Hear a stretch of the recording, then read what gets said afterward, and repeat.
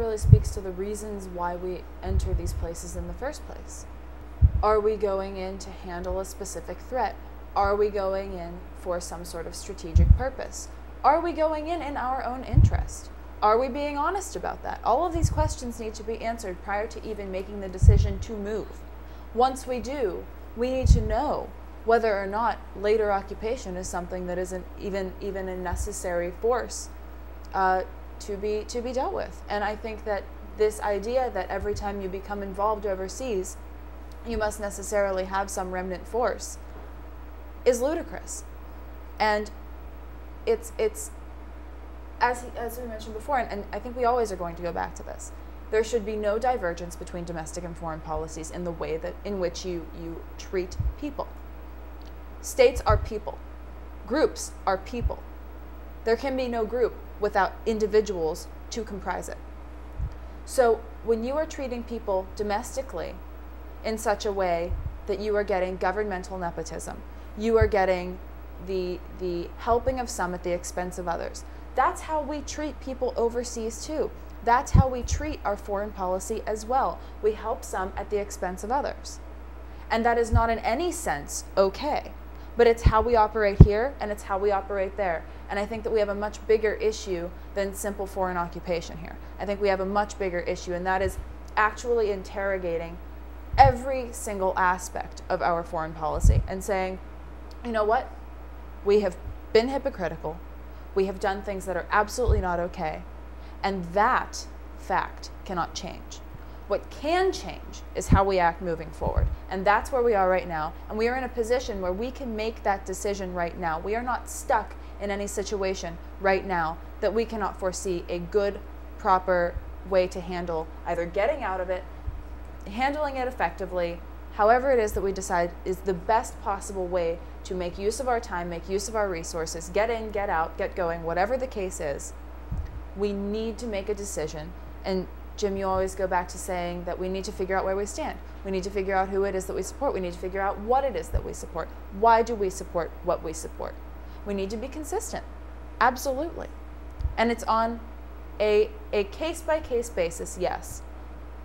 But because that's given the variables that are potentially present. But underlying all of that, underlying those case-by-case decisions, is a very fundamental, basic, and concretized theory of rights. And that is what we lack. And that is why we find ourselves running around like chickens with our heads cut off in the global system. And I think that until we are able to stand up and say, no, you know what? We actually can figure this out. We actually can know right from wrong. We're never going to get past that. We're never going to get past that, and we are either going to stagnate or we are going to fall back. We are not going to move forward until we actually assert that we can know that. And one of the things that we always talk about and say, and it's a major mantra for us, is that every political system in the world is based on some theory of ethics. It's a theory of what people determine to be right and wrong that gives rise to the type of political system that they have. And in this country, that's fundamentally changed from what it was supposed to be during our founding. And given that, I think that there have been certain isolated international examples of things that we've done that absolutely are coincident with a proper theory of ethics. And taking it out of historical context, what happened in Kuwait in 1991 is kind of an interesting example, because it was obviously in our interest to secure, sort of remove Saddam Hussein. It was in everyone's interest, really, to remove Saddam Hussein from Kuwait, just if not to preserve stability in the region and the oil flowing from there. It's interesting to find out that we, like what people usually see as a war of huge expense and loss of money in this country, we were actually reimbursed by Kuwait for that war, and we actually made money. Not that we're the world's mercenary force or anything, but it was a sanctioned war, and you know that's my view of military involvement in foreign countries. if it's really in our interest, why don't we trade countries, give them something of value to allow us to have a military presence there? And if the government really was constrained by operating on things that the people of this country actually value, then we would only be represented in countries where it was shown to the people that we have an interest in being there, and it would be done not coercively to those countries. We wouldn't say, no, now we're having military bases here and you can't do anything about it. It would be countries that allow us to have military bases there because we're trading them, we offer them some form of security, and that sort of thing. Other than that, there can be no justifiable reason. We can't force ourselves into countries just to have a military presence there. That's not in anyone's interest.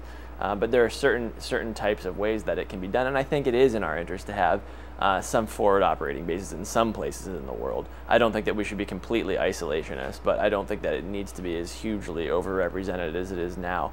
And I'm pretty sure that if you were to ask people that are involved in the making of these plans, they couldn't even tell you like what the purpose of some of these troops in these remote locations are. They're just there.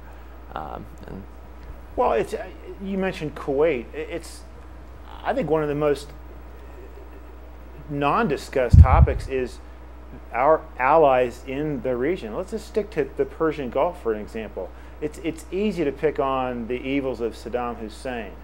What is never discussed, by the way, is that he committed most of his crimes while he was on our payroll. But just keeping to Kuwait and Bahrain and Saudi Arabia, you have a situation in Bahrain where they have a population there of about 1.2 million. Half of that population is foreign workers, people from Bangladesh, people from Thailand, people from Pakistan. That's who does the work there. Meanwhile, they have 15% unemployment. So they bring in this horribly cheap, practically slave foreign labor. They still have 15% unemployed there. Saudi Arabia, who got zero mention in Obama's speech the other day. Osama bin Laden is from Saudi Arabia. 15 of the 19 hijackers are from Saudi Arabia on 9/11. 90% of all mosques and radical madrasas in the world are financed by the Saudi Arabians. Not one mention. That is our deepest relationship in the region. The #1 source of jihadi terror in the world is deeply involved and economically in bed with the United States. They just signed a $60 billion deal on more weapons to Saudi Arabia. Not one mention. This is probably the grandest example of us either defining our values or not, is the source of world Islamic terror is Saudi Arabia, and yet they are our best friends in the region.